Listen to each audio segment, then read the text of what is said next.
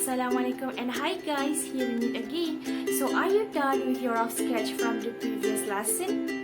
If so, then let's move on to the next stage, which is the texture stage. What are we going to do at this stage? At this stage, we are going to start inserting depth into our drawing, and it is done by focusing on the texture. So let's get into it. The texture that needs to be put into each drawing is different depending on the reference picture. The texture that we mean can be anything such as the wrinkles on the skin, the texture of the fabric, the hair, and many more. Basically, the texture will help in enhancing the almost photographic characteristic of your drawing. So, from the reference picture, we can see that the eyebrows are textured as there are many lines that overlap each other, which create the overall look of the eyebrows. To create texture on the eyebrows, you can use a pencil with darker shade than the one you use for the rough sketching process. Then, by referring to the reference picture, draw the lines on the eyebrow. Put some pressure on the pencil on the area where the eyebrows are a lot darker. In my case, I use a light shaded charcoal pastel before applying the pastel that is a bit darker than the first one. Then, I create the lines for the texture by using a charcoal pencil. When using a charcoal pencil, you do not have to put too much pressure on it because the shade of the charcoal is already dark.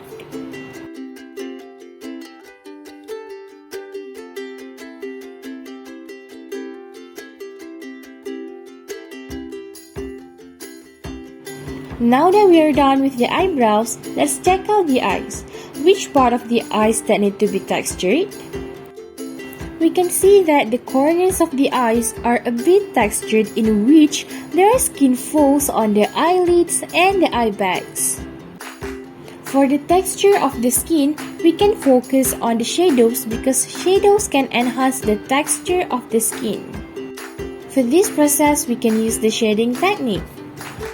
By referring to the reference picture, insert some shadows onto the corners of the eyes. Apply shadows on some parts that need to be enhanced to make the eyes look more realistic. Just lightly smudge the area that we want to create texture, and then rub lightly in a circular motion or any suitable motion with your finger or brush or smudge stamp stick. This one is recommended for charcoal. This shading technique is basically suitable for the skin because it will appear smoother. By the way, I am using the charcoal pastels and the charcoal pencil to enhance texture of the skin, and I'm blending the shadows using the blending smudge stamp sticks. But if you don't have any of these materials, using pencils and your fingers to blend will also produce satisfying results, so don't worry.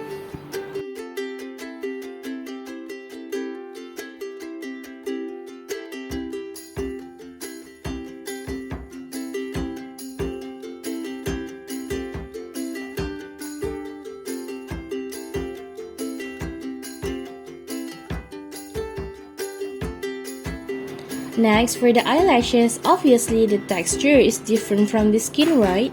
So for this one, we can draw many slightly curved lines that overlap each other in a slightly uneven direction, because that is how eyelashes look in real life.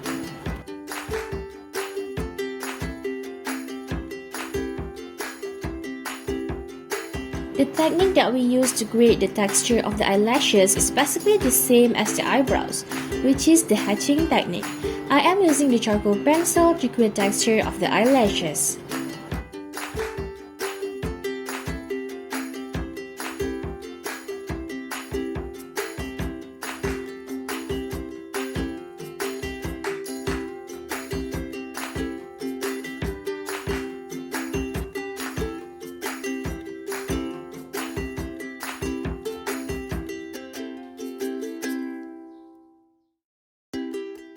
This technique can also be used for the hair. I'm also using the same charcoal pencil for the texture of the hair.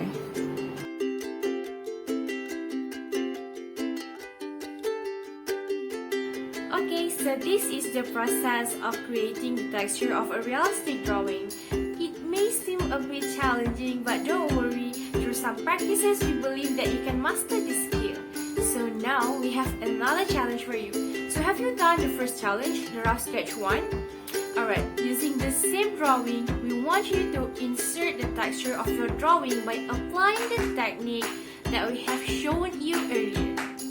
And as usual, don't forget to share the results in the Students Project section below. We are really looking forward to see the progress. Alright, so I guess that's all. See you in the next lesson. Bye!